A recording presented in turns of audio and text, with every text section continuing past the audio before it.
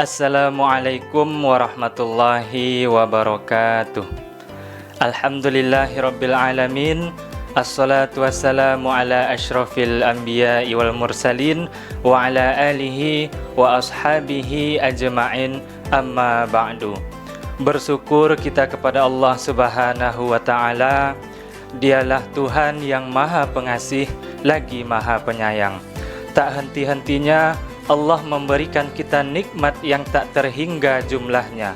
Oleh karena itu, kita mestinya bersyukur atas nikmat yang telah diberikan oleh Allah kepada kita. Dan jangan sampai kita kufur nikmat. Sebagaimana janji Allah dalam Quran surat Ibrahim ayat 7, barang siapa yang bersyukur atas nikmat Allah, maka akan ditambah nikmatnya. Dan barang siapa yang kufur atas nikmat Allah, ingatlah azab Allah sangatlah pedih. Kemudian salawat dan salam tetap kita hadiahkan buat suri tauladan kita, yang mana dia telah membawa kita dari masyarakat yang jahiliyah menuju masyarakat yang khairul ummah. Dengan banyak-banyak berselawat kepada Nabi Muhammad, insya Allah kita mendapatkan syafaat. Pada kesempatan podcast kali ini, saya akan menyampaikan materi 3 amalan utama di bulan Ramadan. Bulan Ramadan adalah bulan yang ditunggu-tunggu oleh setiap umat Islam di seluruh dunia. Setiap orang berlomba-lomba melakukan amal kebaikan di bulan Ramadan. Pada bulan Ramadan disebut juga bulan kemuliaan, karena di dalamnya terdapat banyak kemuliaan. Salah satunya adalah dilipat gandakan amal kebaikan kita, dilipat gandakan pahala kita oleh Allah Subhanahu wa ta'ala. Kewajiban berpuasa kita laksanakan selama 1 bulan penuh. Tujuan berpuasa agar mendidik kita menjadi insan yang bertakwa. Tetapi tidak seluruh orang yang berpuasa mendapatkan derajat takwa. Dalam berpuasa hanya orang yang bersungguh-sungguh sajalah, hanya orang yang serius saja yang mendapatkan derajat takwa. Oleh karena itu, untuk meraih ketakwaan, marilah kita tunjukkan kesungguhan kita dalam ibadah puasa. Ada 3 amalan utama di bulan Ramadan yang bisa kita laksanakan sebagaimana yang dicontohkan oleh Rasulullah Shallallahu Alaihi Wasallam. Yang pertama adalah meningkatkan sholat. Meningkatkan sholat berarti yang awalnya kita hanya melaksanakan sholat fardu saja, kini kita tambah menjadi melaksanakan sholat sunnah. Salah satunya kita dapat melaksanakan sholat sunnah rawatib. Sholat sunnah rawatib adalah sholat yang melekat pada sholat fardu, yang bisa dilaksanakan sebelum maupun sesudah sholat fardu. Sholat sunnah rawatib berjumlah 12 rakaat. 2 rakaat sebelum subuh, 4 rakaat sebelum zuhur, 2 rakaat setelah zuhur, 2 rakaat setelah maghrib, dan 2 rakaat setelah isya. Kemudian 4 rakaat sebelum zuhur bisa dilaksanakan 2 rakaat saja jika waktunya terbatas.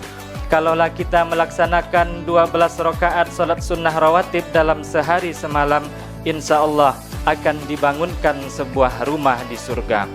Dari Ummu Habibah, Rasulullah Shallallahu Alaihi Wasallam bersabda, barang siapa yang melaksanakan salat sunnah sebanyak 12 rakaat dalam sehari semalam, oleh karena amalan tersebut, maka ia akan dibangunkan sebuah rumah di surga.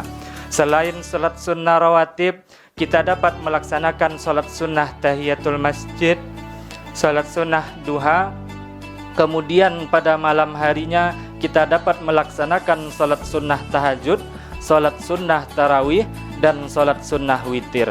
Kemudian amalan utama yang kedua yaitu meningkatkan interaksi dengan Al-Quran. Meningkatkan interaksi dengan Al-Quran merupakan sunnah yang dianjurkan oleh Rasulullah SAW karena memiliki banyak manfaat baik di dunia maupun di akhirat. Salah satu cara agar kita banyak berinteraksi dengan Al-Quran adalah banyak membaca Al-Quran.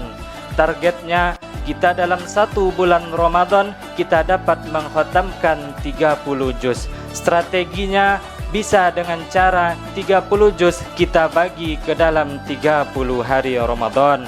Berarti kita dalam 1 hari perlu membaca 1 juz Al-Quran. Kemudian agar lebih mudah lagi, dalam 1 juz Al-Quran dalam sehari kita bagi dalam 5 waktu solat. Berarti kita dalam solat, berarti kita dalam waktu solat kita membaca 14 ayat agar lebih mudah. Kalau kita laksanakan secara konsisten, maka dalam 1 bulan Ramadan kita dapat mengkhatamkan Al-Quran. Kemudian cara interaksi dengan Al-Quran yang kedua adalah memahami isi kandungan Al-Quran atau mentadabburi Al-Quran. Dengan memahami makna Al-Quran, kita dapat mengamalkan apa yang terkandung di dalam Al-Quran. Amalan yang ketiga, amalan utama di dalam bulan Ramadan adalah memperbanyak infak dan sedekah. Memperbanyak infak dan sedekah pada bulan Ramadan akan dilipat gandakan oleh Allah pahala kebaikan kita, sebagaimana dalam Quran surat Al-Hadid ayat 18. Rasulullah SAW adalah seorang yang paling dermawan dan gemar bersedekah, sebagaimana hadis riwayat Ibnu Abbas. Rasulullah SAW bersabda, dikatakan bahwa Rasulullah SAW adalah orang yang paling dermawan dan bertambah dermawan lagi pada bulan Ramadan. Hadis riwayat Bukhari. Mari kita contoh Rasulullah SAW menjadi seorang yang dermawan, terutama pada bulan Ramadan. Kita berinfak, kita bersedekah sesuai dengan kemampuan kita. Jika tidak ada uang yang lebih, bisa kita bersedekah dalam bentuk makanan. Dalam hadis Nabi dikatakan, barang siapa yang memberi makan orang yang berpuasa, maka kita akan mendapatkan pahala yang sama dengan orang yang berpuasa tersebut tanpa mengurangi pahala orang yang berpuasa tersebut. Oleh karena itu, marilah kita memperbanyak infak dan sedekah di bulan Ramadan. Semoga Allah melipat gandakan amal kebaikan kita dan melipat gandakan pahala kita. Berdasarkan 3 amalan utama tadi, marilah kita laksanakan dengan sepenuh hati. Mulai dari yang pertama yaitu meningkatkan sholat, kemudian yang kedua meningkatkan interaksi dengan Al-Quran, kemudian yang ketiga adalah memperbanyak infak dan sedekah. Semoga dengan kita melaksanakan 3 amalan utama yang tadi, kita bisa mencapai derajat takwa. Demikianlah yang dapat saya sampaikan pada podcast Ramadan kali ini. Lebih kurang saya mohon maaf. Wassalamualaikum warahmatullahi wabarakatuh.